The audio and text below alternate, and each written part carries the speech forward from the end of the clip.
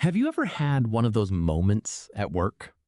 You're sitting at your desk, working on a project, and your manager walks over and says, "Hey, if you have time, can you finish this report by 4 p.m. today?"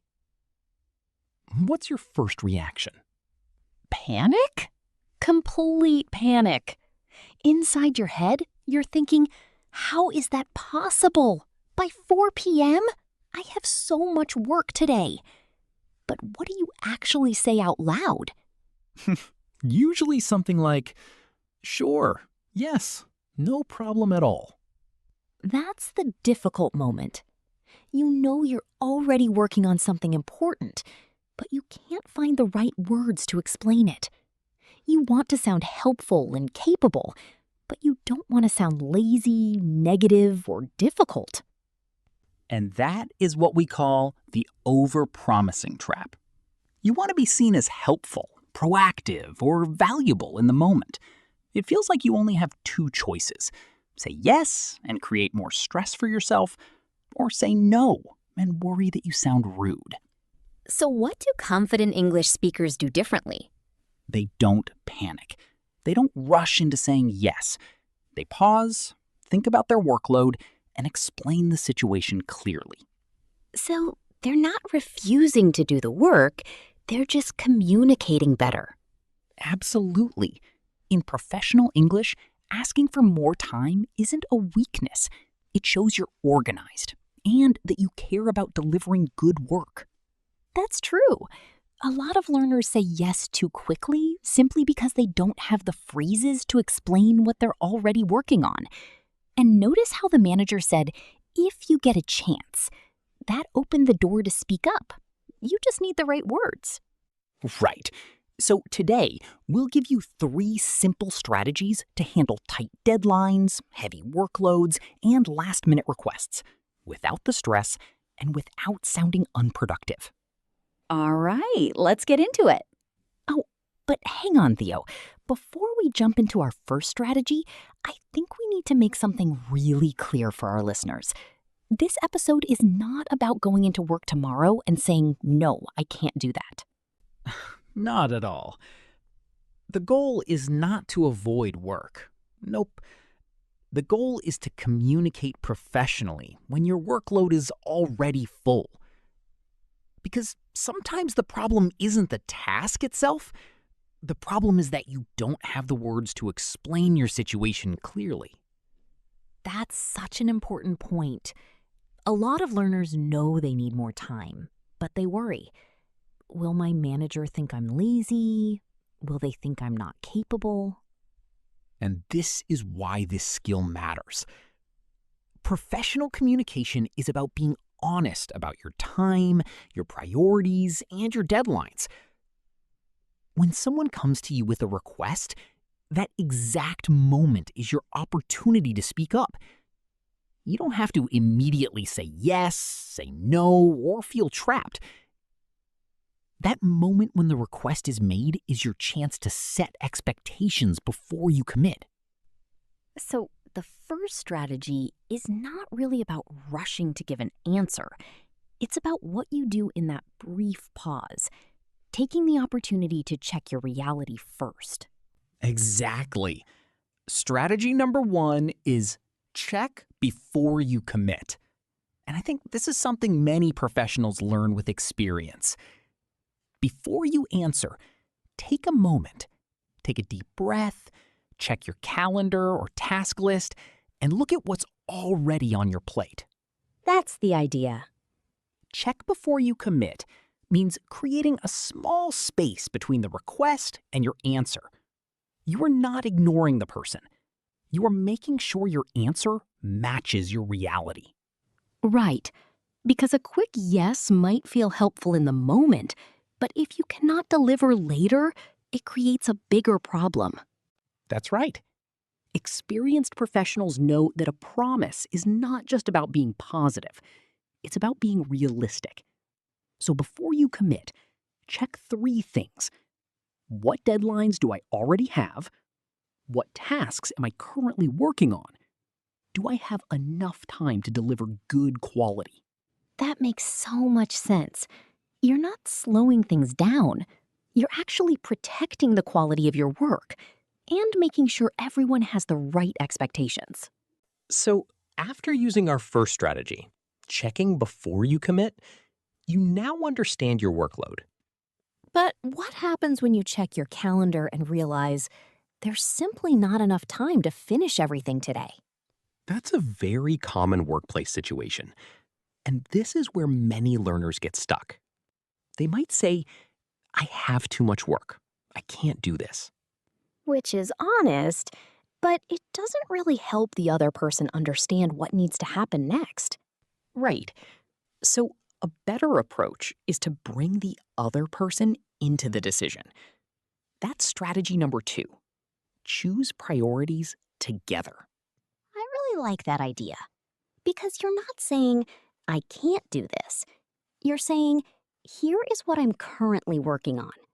Which task should come first? That's the key. You explain your current priorities and ask your manager to help decide what should move. For example, to finish this by today, I would need to pause my work on project Y. Should I focus on this new request first or continue with project Y? That sounds completely different. You're not creating a problem. You're giving information and helping create a solution. And most importantly, you're being transparent. You're showing what is happening instead of leaving people guessing. That's the mindset of a supportive team member. You're saying, I'm happy to take this on, but I need to adjust another deadline to make space. Which priority should change? That's useful. But what if the problem is not just time? What if you're worried that rushing the work will affect the quality? That's another situation where clear communication helps. You could say, if I rush to finish this today, the quality of the report might drop. Could we move the deadline to tomorrow so I can complete it properly? I like that. You're not making excuses. You're showing that you care about the final result. So far, we've looked at 2 important situations. First, checking before you commit, then choosing priorities together with your manager. But what happens when the deadline cannot move? You've checked your workload, discussed priorities, and you still know that you can't complete everything by the original deadline. That happens all the time at work. Maybe a client needs urgent information quickly. Maybe your team needs a report before an important meeting. And sometimes, even with good planning, there simply isn't enough time to finish everything at once. I think this is where many people put themselves under unnecessary pressure. They think, if I can't finish everything today, I'll just work late. I can stay up the whole night. And sometimes people do that. But in a professional environment, your team also needs visibility. They need to understand what is completed, what is still in progress, and when they can expect the next update. So the solution is not always working longer hours. Sometimes the better solution is communicating your progress clearly. That's the idea.